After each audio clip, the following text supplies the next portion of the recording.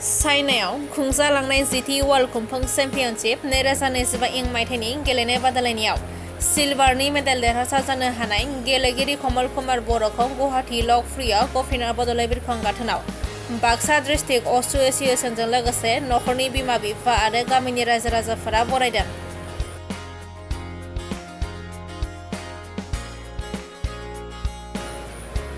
बर' हारि एबा बड'लेण्ड हालामनि थाखाय मोनसे जोबोरैनो गोजोनथाव खौरां।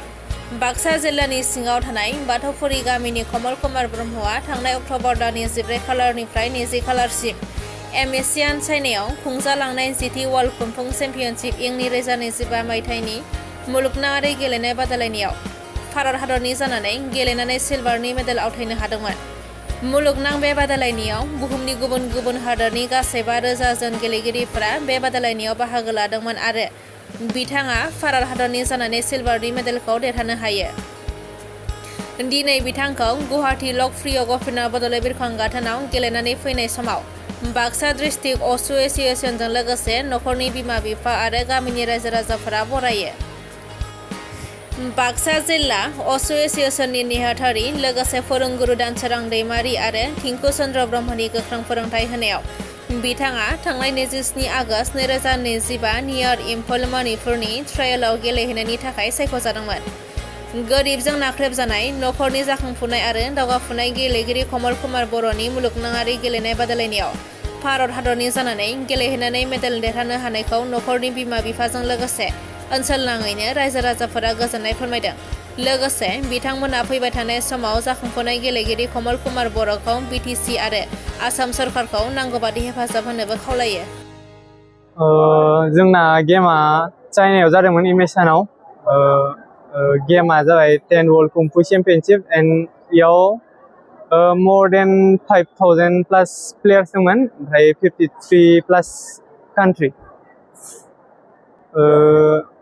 जोंना इदि माने कम्बेट फाइटिं नङा ओमफ्राय डेमनस्ट्रेशनसो नालाय ओमफ्राय गावबा फारि फारि आरोना ओमफ्राय पइन्ट हिसाबैसो 8.790 बेसेबां पइन्ट 8.790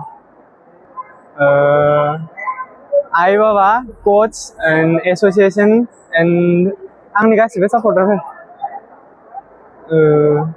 खस्थ' खालामनायाथ' खालामदो गोदो आगोलनिफ्रायनो खस्थ' खालामबोबाय थानाय ना। आंना इयो फार्स्ट इन्टारनेशनेल मेट्समोन आरो बेवहाय फंबाया सिलभारनि मेडेल देरहाना फार्स्ट इन्टारनेशनेल ओमफ्राय फार्स्ट मेडेल सेकेन्ड सिलभार। दिनै चाइनायाव 10 कुंफु चेम्पियनशिप गेमाव बिथां कमल कुमार बर' बिथाङा दिनै गेलेनानै नैथि बान्था मोननो हाबाय। जोंनि हारिनि थाखाय हादरनि थाखाय जोबोद बाख्नायथावना खामानि बेफोरो। दा लोगोसेनो बिथांनि देरहानायाव गावनि बिमा-बिफाजों लोगोसे बिथाङा फोरमायलांबाय गोबां सापर्टारफोरनि हेल्प दं होननानै।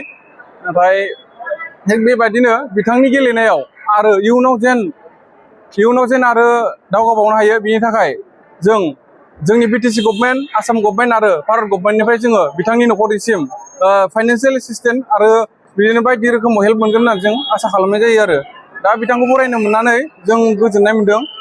बेखिनियानो जों गामिनि जानानै फैबाय बिथांखौ बरायनो थाखाय दा गोजोननाय मोनदों।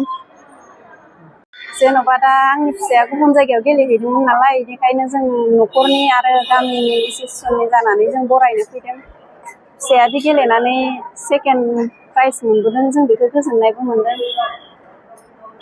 जेन'बा जों बिदिनो खस्थ' खालामनानै थाखा फैसा जमा खालामनानै फिसाखौ जों गेलेनो हगार हरदोंमोन। दा जोङो बेखिनि रांखौ खस्थ' खालामना दिहुनदों आरो बिदिनो मोसौ अमा बोरमा फाननानैबाबो जों हरदों खस्थ'नि गेजेरजोंबाबो हरदोंमोन। दा जेन'बा बेफोरबायदिनो मोजांनि सायाव मोजां गेलेलांनो हायो जोंबो बेखौ लुबैयो आरो जों इसोरनि सायाव आर'ज खालामो जोंनि फिसाया बिदिनो मालाबाफोर गेलेनो थांबावबा बिदिनो देरहासार जानानै फैथों। बिदिनो सरकाराथ' गोजौनि सरकारफोरा जेन'बा सारमोना अननानै जोंखौ गैयि नखर हिसाबै सहाय होयोबा जों मोजां मोनगौमोन गेलेनायाव दावगाबावनो हाथों।